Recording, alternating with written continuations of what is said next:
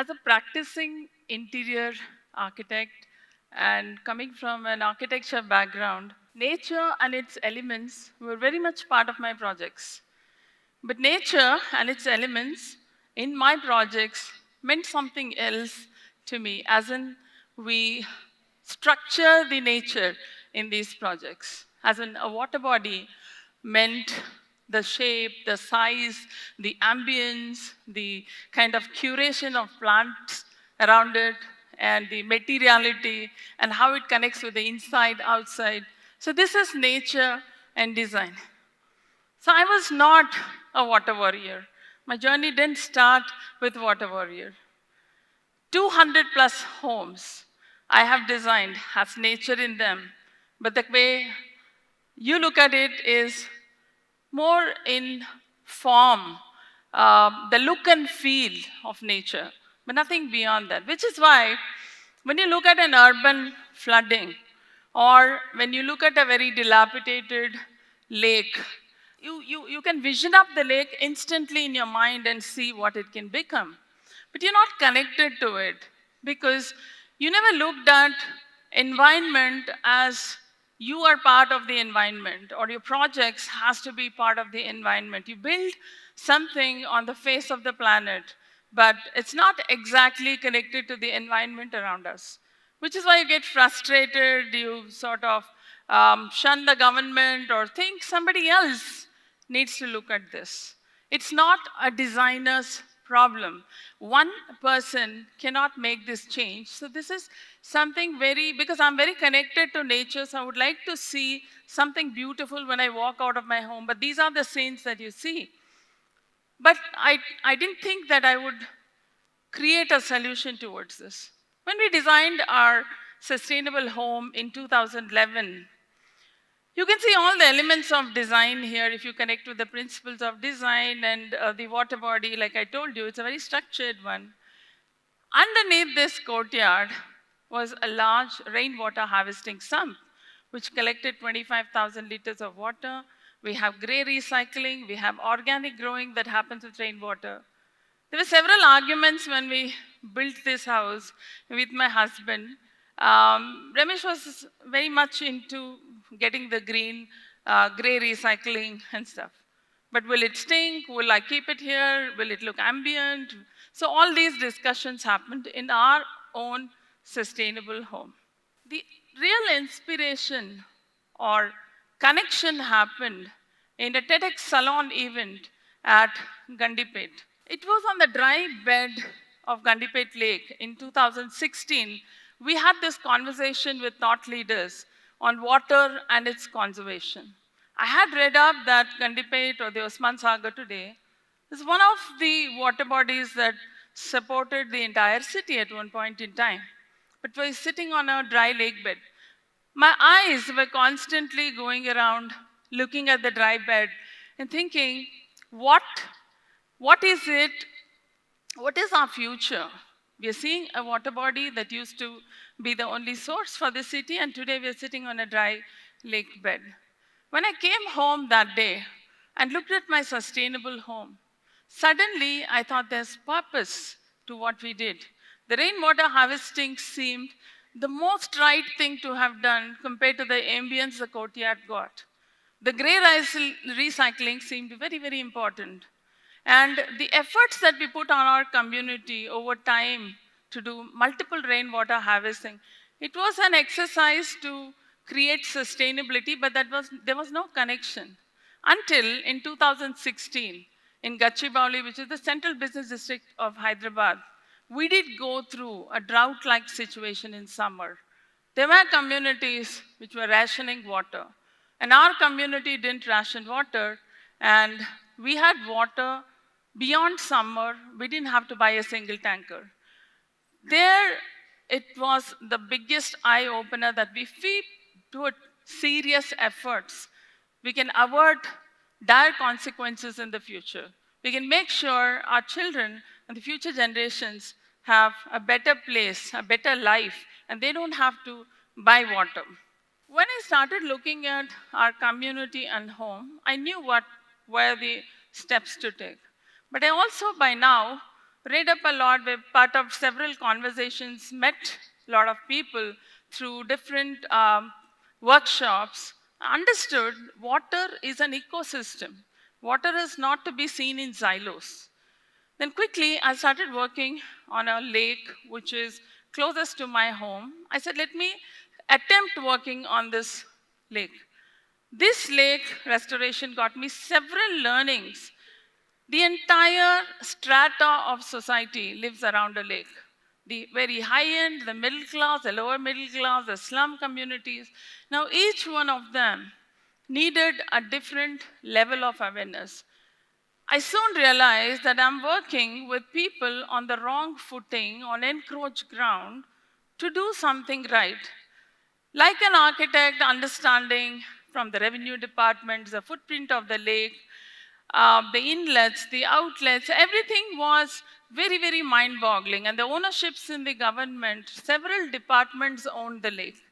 So to create the cross connect, to connect the dots, seemed like an unlimited journey to change. Around this time is when I was also part of a group which was documenting stepwells of Telangana. Now, for me, stepwells in our third year architecture, when we did a case study at the Boganandishwara temple in Nandi Hills, there's a beautiful stepwell. The emerald waters and the beautiful sculpture, the space, the dynamics of the space, and the steps that went up and down. This is what was the connection then.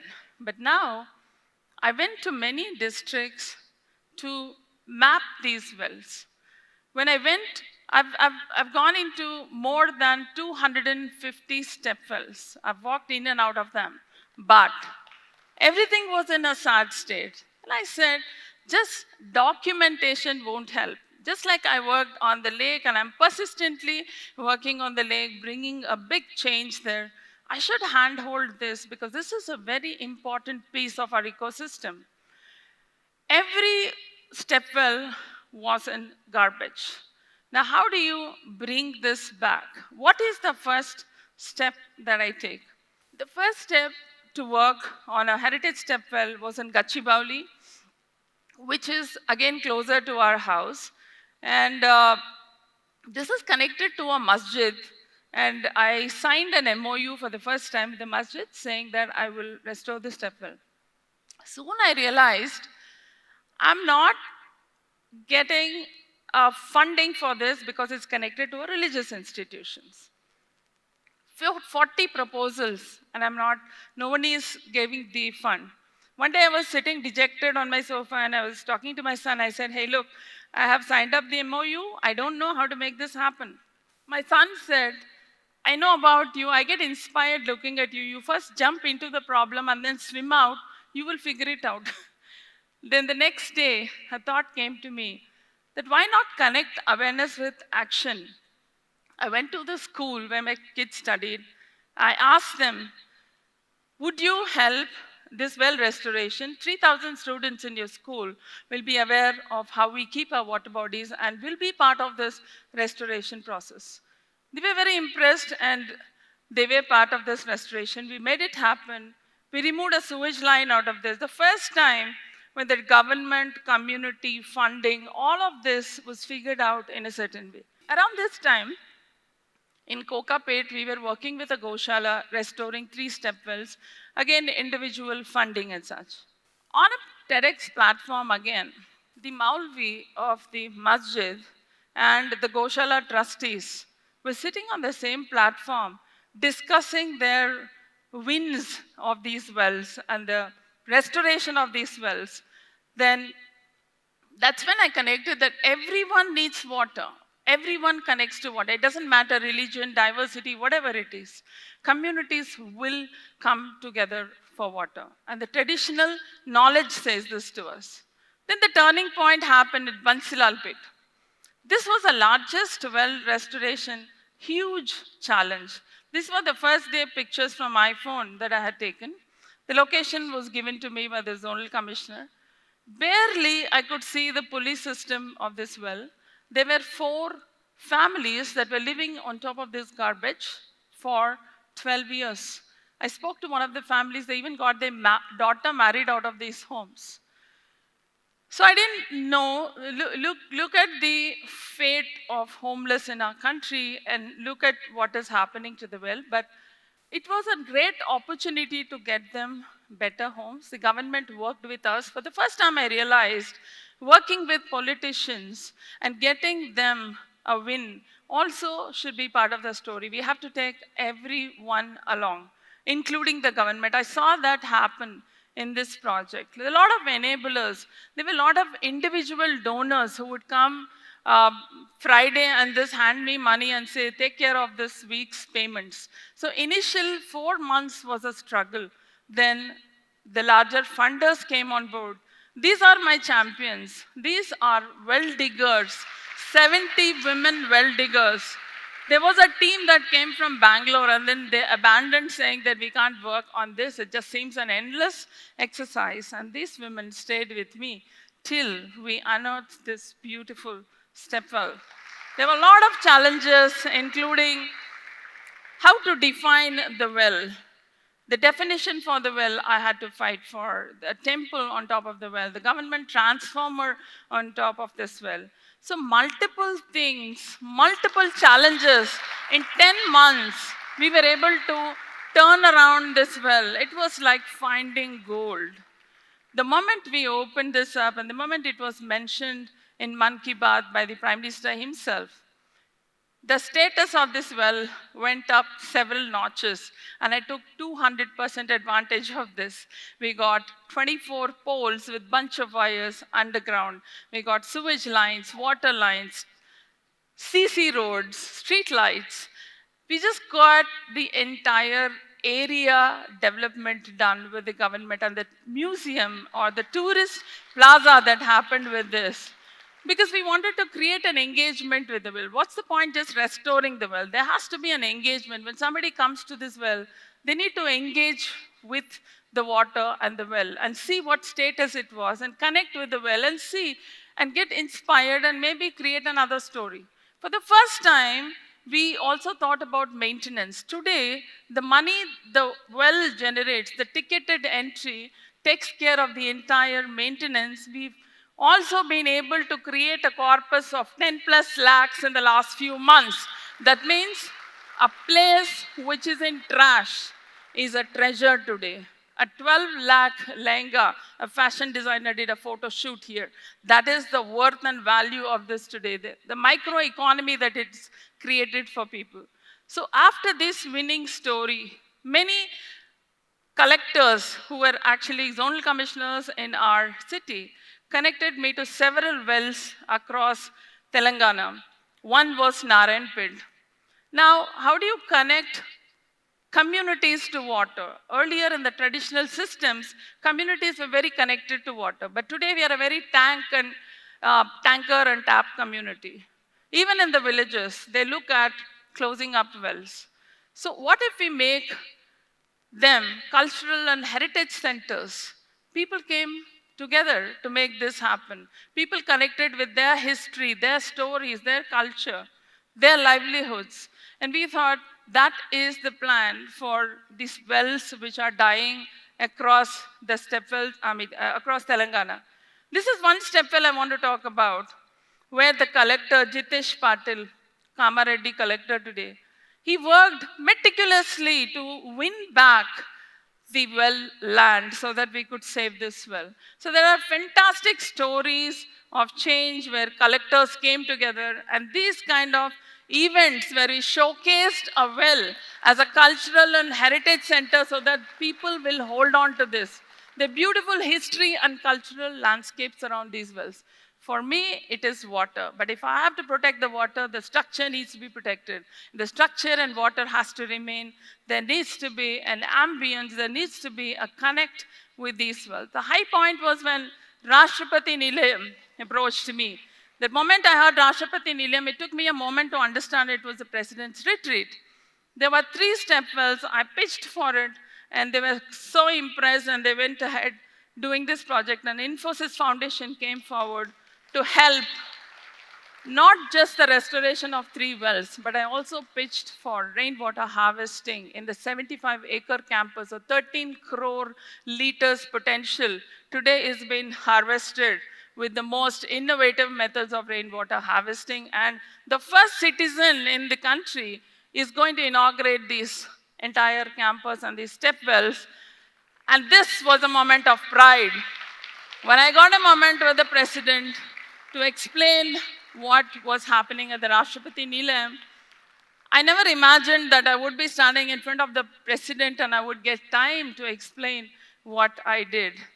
This is a memory forever. Many such successful stories with a small team and a lot of positive energy, a bunch of volunteers. It took many awards at the state level, at the national level, and also at the international level. 2023 Sustainable Initiative Award of the Year, the Big Five Impact Awards in Dubai for the project that is Bansilal Pet. That means the world applauded the efforts that we did for water. We had contenders from China and other countries for sustainable buildings, and we made it to the top. These things reassures that we need to hold on to our water. It is important. This journey has been an amazing transformation in my life. I don't look at a negative like a negative today. I look at every challenge as an opportunity. In Bansilalpet, literally my team used to be frustrated at the end of the day that every day is a challenge. Every day somebody is stopping work. Every day somebody says, "Aap 10 feet andar le lo, parking chahiye, pani nahi chahiye." These are the problems we dealt with. But after a month, the entire team was so energetic. As we saw the well open up, we said, okay, today what is the challenge? Let's go face it. Let's figure it out. Because we figured out every challenge and made it happen, that nobody went to the courts. And the Bansilal Pet happened. And today, it's a story for even a person in Rajasthan, a Bundi stepwell. They contacted me and they said, we want to do a restoration like this. This became a template for India to look at their stepwells and restore stepwells in Nashik, in Pune, in Gujarat, in Kerala. A lot of people are connected to me in various ways. So this journey could be anybody's journey. It need not be mine. Just connect with a lot of passion, positivity, and the impossible can become possible. Thank you.